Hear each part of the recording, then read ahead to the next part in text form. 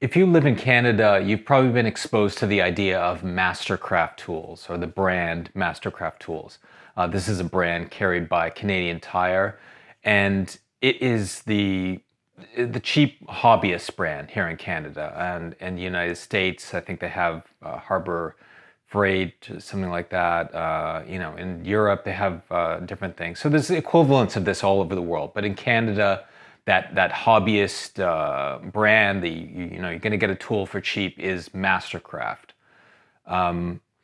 Now, there's a number of scenarios where you might be a woodworker of any level, and perhaps you simply need a tool to do a couple of operations. Like, for instance, you need a bandsaw just to make a couple of curved cuts, and that's probably all you're going to need it for in the foreseeable future. So what do? You're probably going to turn to Mastercraft tools and purchase something. Purchase a bandsaw for $150 on sale. Make your cuts and then move on with your life afterwards. Now, say a little bit later, perhaps you've become a little bit more advanced. You've kept up with your woodworking, and you're trying new things, trying to get new things out of your old tools because you're not going to step up to maybe $1,000 model. And this is what's happened to me, really, is that I have purchased these tools for very small things, and kind of just felt like I wanted to explore the tool a little bit, see what else I could get out of it before I make the jump up to, my God, I don't have the money to do it, but make the jump up to something way bigger. So I'm going to show you today 3 sort of quick and easy improvements that you can do to your existing Mastercraft tools if you happen to have these 3 tools. And perhaps it's something you can absorb into your journey with this tool if you want to modify it. Perhaps it'll be helpful, and I hope it is. So this is the Mastercraft bandsaw. It's about $149 Canadian. That's on sale, and you should always get these tools at their sale price. So the main thing I've done to this is just attacked the most inaccurate part, and that was the table. So it was effectively an aluminum table, maybe 12 by 12, that came with the saw.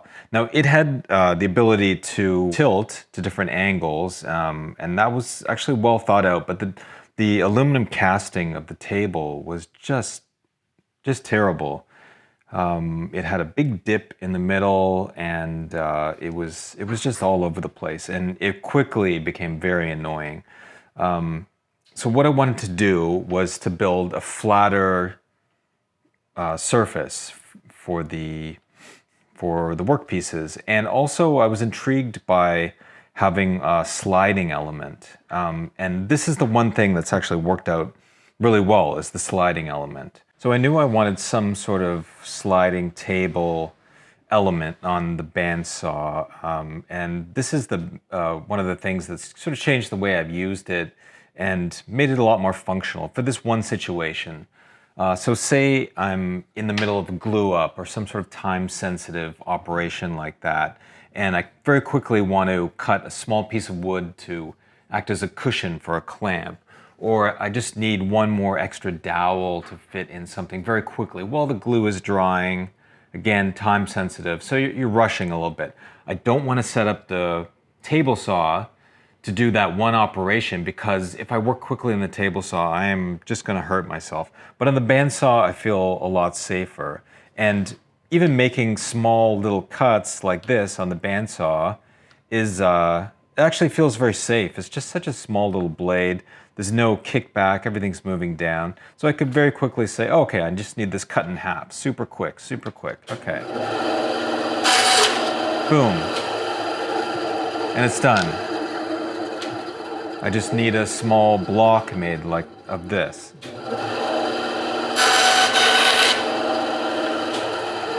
Boom, it's done. Effectively, there's really only 2 parts. It has to, 3 parts. It has to sit on a base of some kind to unify the whole structure. There's a table on the left-hand side of the blade that's a fixed table. There's no tilting in this one. And then there's a sliding table on the right-hand side. It has a little fence that could be taken off, and this could just be a unified surface, effectively. The sliding element is very simple, and I'll show you right now what it is.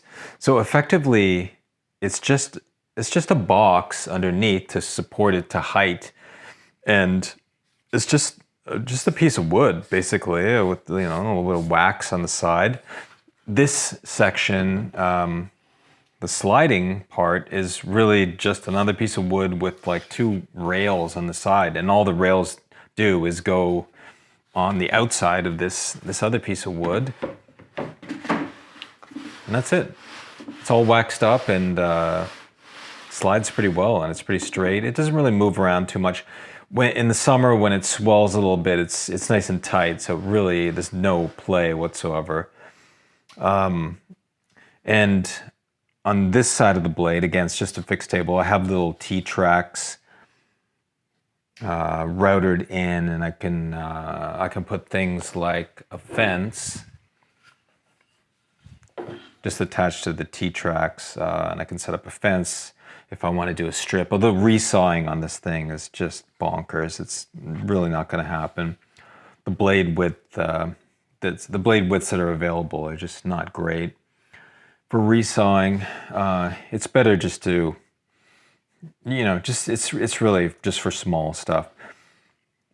So that's it. I'm gonna show you. I'm gonna just further break down a little bit more the elements and quickly show you what's happening. And this is something that I'm absolutely sure you could replicate yourself. And it's really just, you know, $20 of MDF to construct it.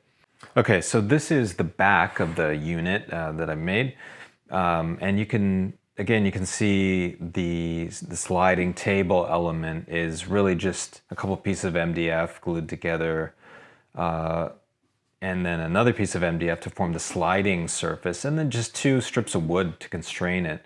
And it was really that simple. I had some other ideas of how to make it even firmer, but this ended up working. I sort of stopped there, and it worked fine. And it's very easy to take off, which is one of the boons of this system.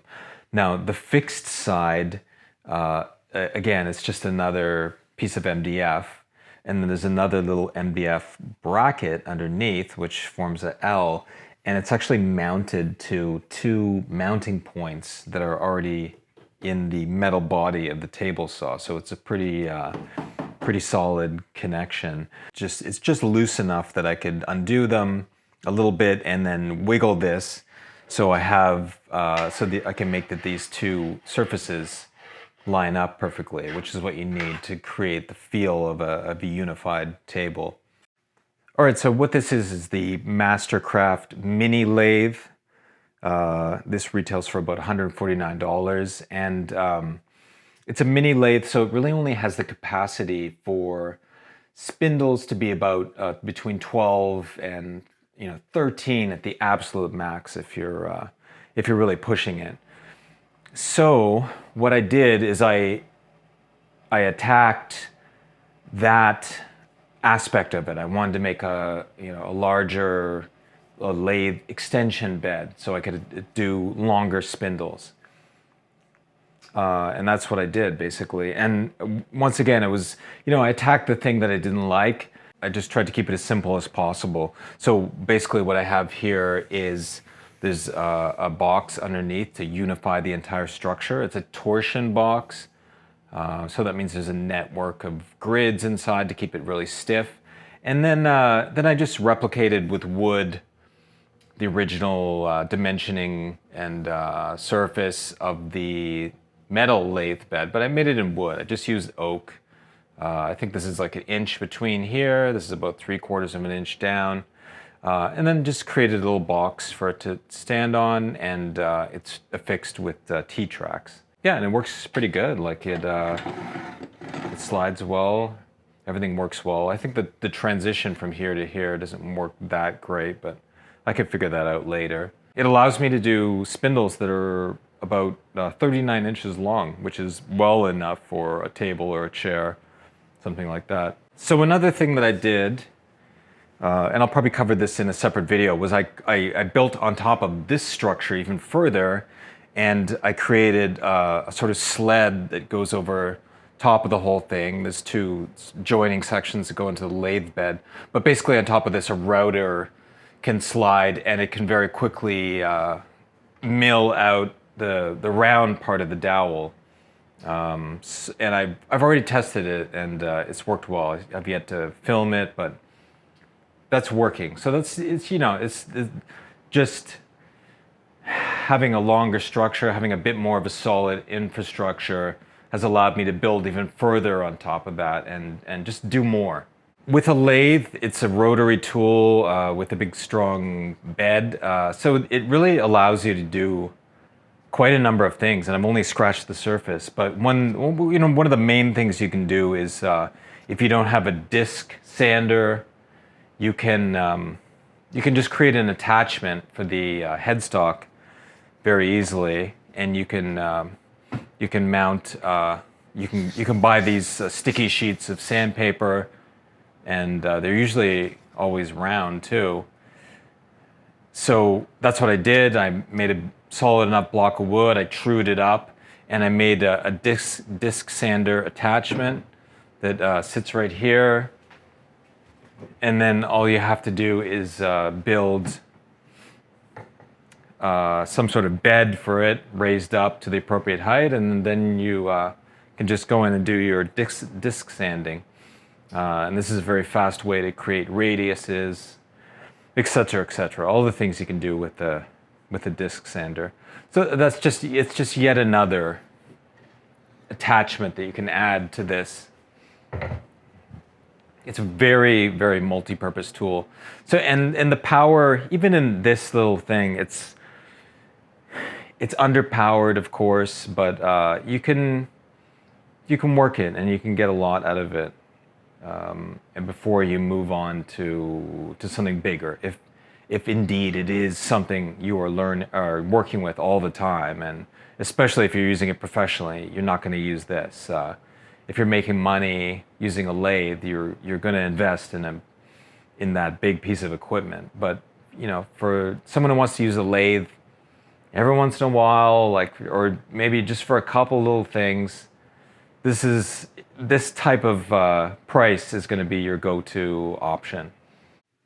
Now we come to the Mastercraft compound sliding miter saw thingamajig.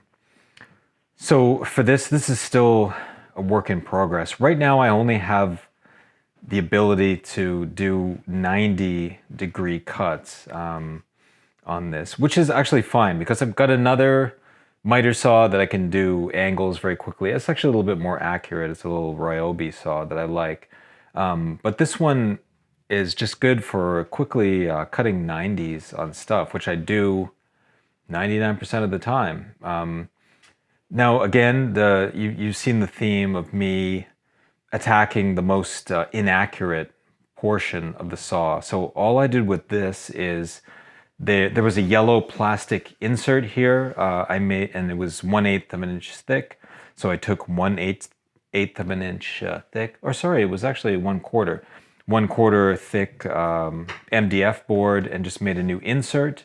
So it has sort of like a zero clearance insert, and then I replaced the fence. Now the fence was the most inaccurate part, and it caused me a lot of really scary kickbacks, actually. So it was a metal fence. Here, I'll try and go get it, actually.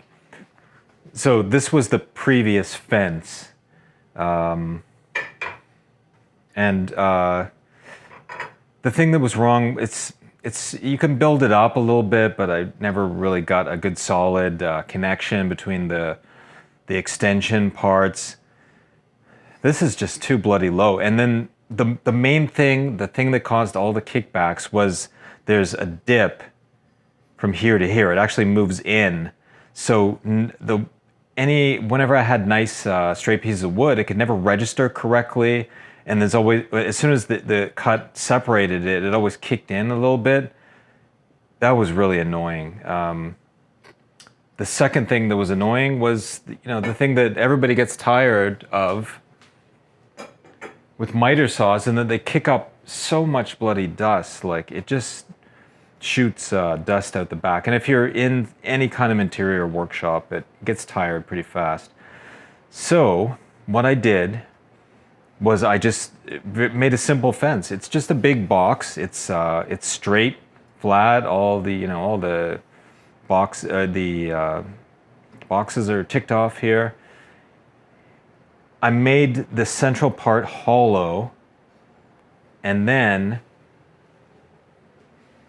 I made a little hole in the back, and then a dust hose fits into the back like this, and sort of creates a vacuum effect here. And then on the back, I just have a passive dust bag, because just the physics of the unit send dust into there naturally, and this is where all the really wild dust happens. So it's not totally dust free, but it's doing pretty good. It's a lot less dust going in my face when I'm cutting. This is located right by our furnace and air intakes and all that stuff. So it was a real mission to cut down the dust.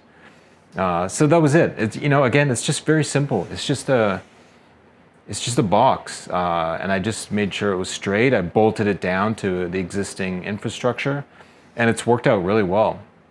So that's it, basically. That was the Mastercraft miter saw, the Mastercraft lathe, and the Mastercraft bandsaw. So I think if there's a moral to this story, it's that perhaps you've gone out and you bought a $150 tool or a cheap tool of any kind. You bought it for one specific purpose, or maybe a couple little small things. It could be sitting around, or you could be still enjoying it and using it all the time. But the moral is, don't be afraid to mess around with these tools. They certainly need a little bit of TLC and a little bit of improvement. And really think about that one thing on your list that you wish you could do better, or have more capacity, be longer, straighter, flatter, more rugged, etc. And try and think of a solution to that. That's exactly what I did, and I'm enjoying working with those tools so much more because of it. If you have a good tool experience where you've modified a tool, leave it in the comments. Or if you've modified these tools in any way, please leave it in the comments, because I learn a lot through the comments. I'm still early on in my learning stage, and just having other expertise around really helps out a lot. And I think people like to share those stories and help each other out, because it's all really based on that. So thanks for watching, and have a great time trying to modify your tools.